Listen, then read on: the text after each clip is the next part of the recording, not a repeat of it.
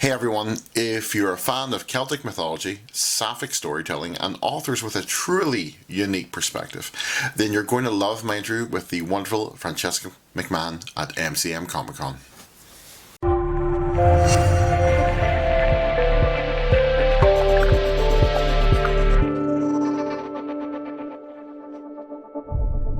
So I am Francesca McMahon, they them pronouns, and I am the author of All Things Gay. So, if you don't mind me asking, not the best writer, but I think right ethos. George Lucas once said he writes books, the stories he wants to see, and I'm feeling like after knowing what this is about, and after 95% of the way through Spiral of Life, are you writing the stories that you want for yourself? 100%, yeah. It was very much kind of like I didn't see a lot of queer stories growing up, so kind of made me struggle a little bit more, kind of come to terms with my own sexuality.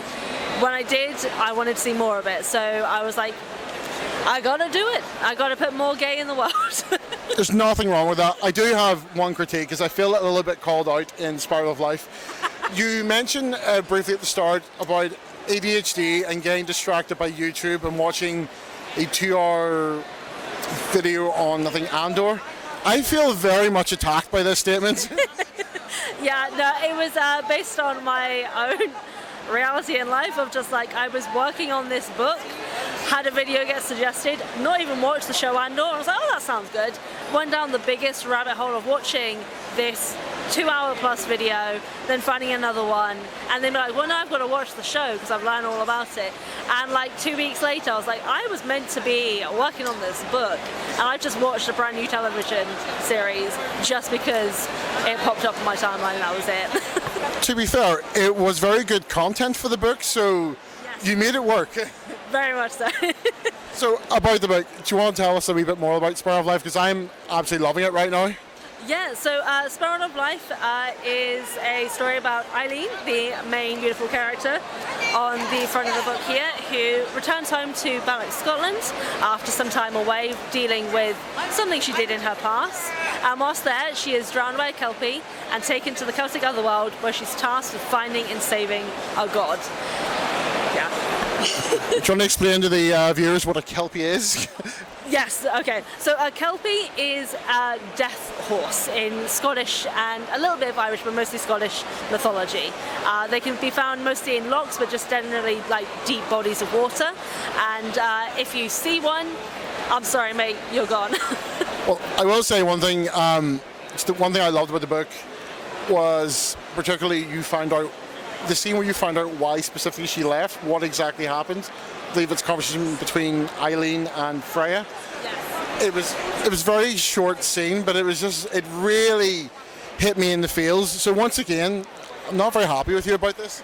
Yeah, no, I often apologise when I'm giving someone a book, just so you know, I'm sorry, you're going to be having a lot of feelings. Yeah, I was sitting on a train and something came out of the side of my eye. I wasn't very happy about this, so this is your fault. Yeah, I do take full responsibility. But, so, have you always had the passion for Celtic, maybe Scottish Celtic mythology, or was this something that came as you've grown older? It's definitely something that was kind of always there. So my dad is from Glasgow, so I've always been like really interested in kind of that side of my family. And also just the fact that BBC's Merlin was one of my favourite shows growing up. That ending still gets me to the end of this day. And so I just wanted to explore it a little bit more. And my friend and the publisher, Antoine Bandelay with Bandelay Books, he was working on a Nigerian folklore story to do with the Orishas, and he approached me saying, would you be interested in your own one? And I was like, well, I know exactly what I can explore now. Give me a bit more of an excuse to just like get all the books and all the information, and an excuse to rewatch Merlin, to learn more about Celtic mythology, a little bit more about my own background, and just put it all into a book. And would you be offended if I said there seems to be a lot of you in Eileen? No, definitely not. There was an unintentional aspect. So I found out whilst I was writing Eileen that I'm autistic, and so I was undergoing the process of kind of like figuring it out, and afterward realised I'd put a lot of my traits into her as a character, and from there I was like, yeah, no, Eileen is me. Eileen, it was very much like a big part of her. So something I probably should have said earlier, part of the ethos of what my channel is trying to let people understand why they connect with fictional characters and the psychology of them. So personally, again, cis straight man, I still find there's parts of me that connect with her. Have you found anyone else to reach out to you and say, this does resonate with me? I've had quite a few, which has always been really nice, especially when I get like messages or people have come up to me from, they've like bought it at a previous con, have come back to see me and say that they've loved it, that they've really identified with Eileen or Freya or any of the other characters. It really does mean a lot because I want people to see themselves in the character, and with Eileen as well, like she is someone who puts a lot on herself, of just like, she believes that she can't change a lot of the time, and I want her as a character, but also people in life to know that, you know, there are ups and downs. Like, don't feel bad if you have a fall. Like as someone who like suffers with depression as well, the road to recovery from it, it's not linear. It's always rolling hills, is what I usually say. And Eileen is like a really good example of that as well. Of like, she'll have really good days, and then it'll go downhill and all that sort of stuff. That's something I felt with it. As someone else who has suffered with depression, it's a very good representation of that. And I feel like with this character, there's a lot for everyone that can appreciate, that everyone that's ever felt like an outcast in some way. Yeah, no, 100%. And it was like a very important thing for me to present to people and just to have in a story. Plus, as far as I'm concerned, this is the first time in literature where anyone has mentioned Fox's sweets. So at least there's that. Yeah, no, I'm a sucker for foxes. Like, I know it's similar to like a Werther's original of like it's seen as like an old person's thing, but they're banging. Get some foxes. Yeah, after reading, I was like, I haven't had them since my grandmother was alive. So thanks again. That's going to wreck my teeth. Well, I am glad to be an encouragement. Should get a sponsorship deal with Foxes, I think. Oh, Foxes, if you're listening, I'd love that. Get the Netflix and Foxes together. Oh yeah. 100%. Other than and the other book I want to talk about is The Dinosaur Who Loved Jumpers, which is adorable. And again, I will be buying a copy of that, just to say. Do you want to tell us a bit more about that? Yeah, sorry.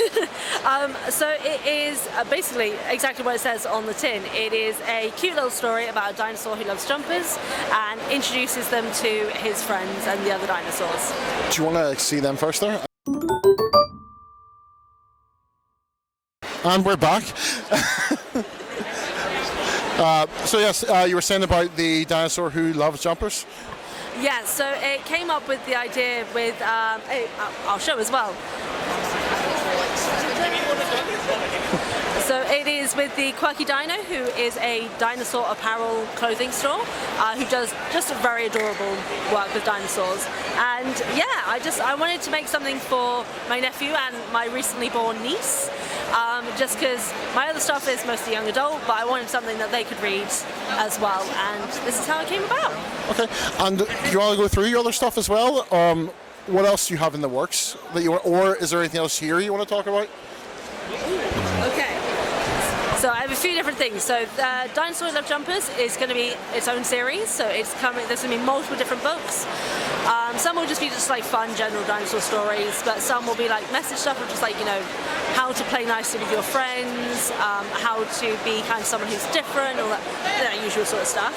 And then with Eileen, Book 2 is coming out August of this year, and it's going to be even angstier, it's going to be even more dramatic, and yeah, I'm very looking forward to everyone being able to get their hands on that as well. Okay, well then, before we wrap this up, do you want to give me the quick elevator pitch for this? How would you sell this in 20 seconds? So it is a lesbian Percy Jackson, but Celtic gods, and make it gay. And final question, sorry, just Scottish or Irish, what's the best Celt? Oh God, you're gonna get me cancelled on so many. I'm gonna have to go Scottish. We'll just cut the break. No problem. Thank you.